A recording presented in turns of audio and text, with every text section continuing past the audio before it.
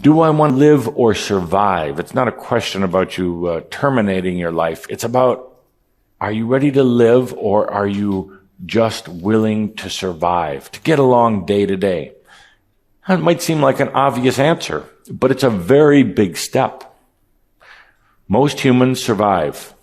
They're born, they go to school, they get a job, have a family, and then they leave the lifetime. They learn many things, experience many things, but so much of it is centered around survival.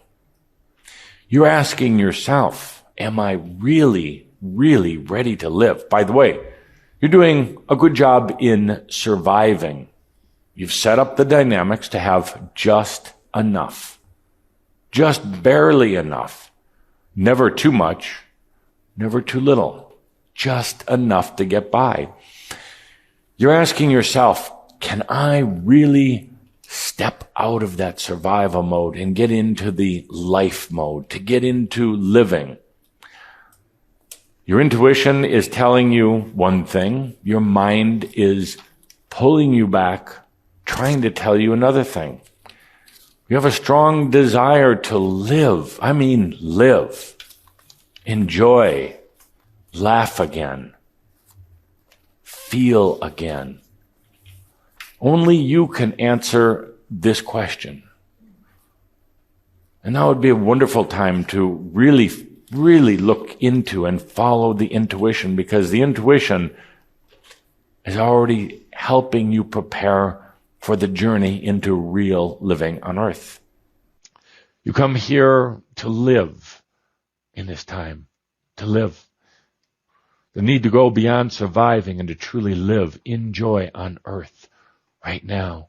You can talk all you want. You can philosophize all you want about God, about spirit, about all of this. But unless you're living on earth, embodying the spirit into the body and living it and enjoying life, laughing with life and at life,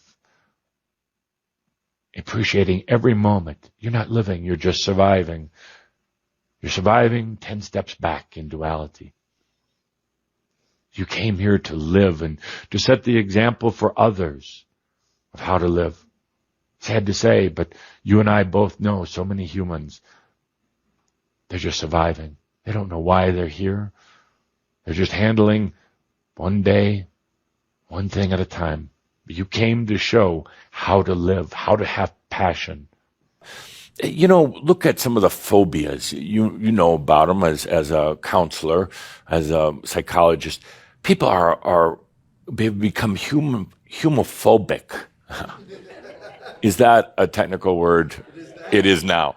Homophobic, you can use that. You can write a paper about it. They have become afraid of living, afraid of being in life. And look at all their neuroses, afraid of everything.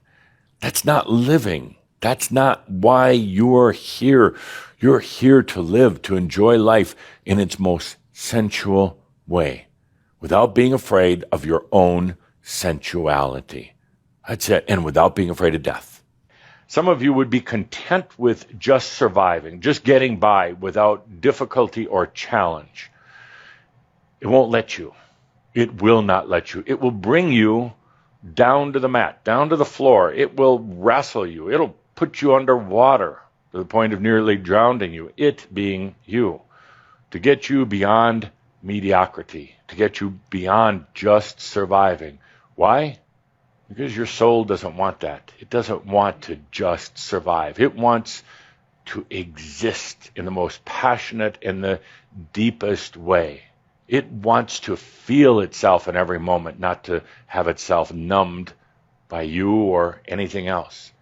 You come to the point where you have exhausted all the alternatives. And exhaust is a good word here because it's exhausting. You come to the point where you've exhausted everything else. In a way, it's your final choice to trust yourself. It's a surrender in a way, but it's actually really an integration. You don't have any other alternatives because you've exhausted, played around with every one of them, so you finally say, I am that I am. I exist and I create. And by then, all of these false identities, all of the thoughts that aren't yours are going to have been cleared out of the way. It's going to bring you down to the core of yourself. Now, this process can be very lengthy or can happen literally overnight. You can do it kicking and screaming in pain and acting like the victim, or you can have total forgiveness of yourself and just move on.